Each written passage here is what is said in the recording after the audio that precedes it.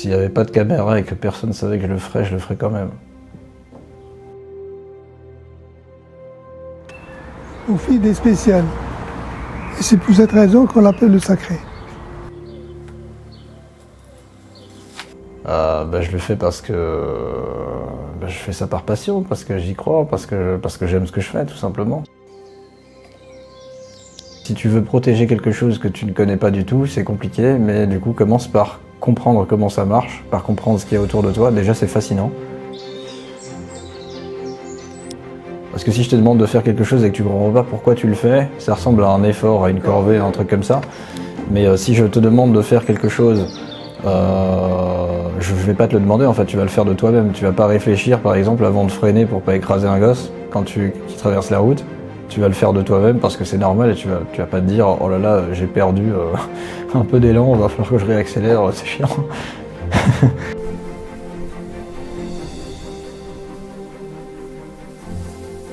J'essaie de faire comprendre aux gens qui sont pas trop cons, qui sont capables de comprendre. Il suffit en fait qu'ils s'y intéressent et qu'on leur explique correctement. Et à partir de là, on peut pas les prendre pour des abrutis en essayant de leur dire « T'inquiète pas, tout va bien, continue à scroller TikTok, continue à faire ci, à faire ça et à tourner comme un hamster dans une roue, le monde va s'occuper de toi sans que tu aies un mot à dire. » L'idée que j'ai, c'est justement de mettre fin à ça, quoi. Peu importe ce qu'on lui dit, il doit quand même le faire. Avec lui, il n'y a rien d'impossible. Il nous rend fiers.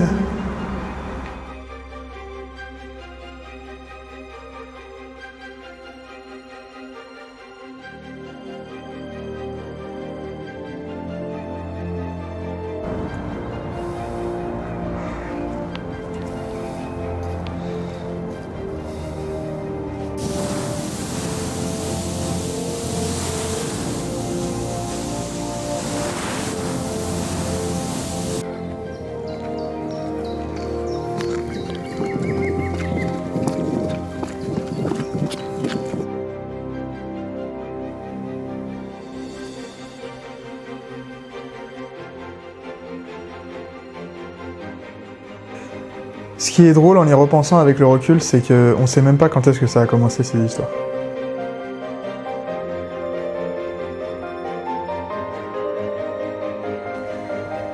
Cette seconde vidéo, elle vient continuer la série des portraits.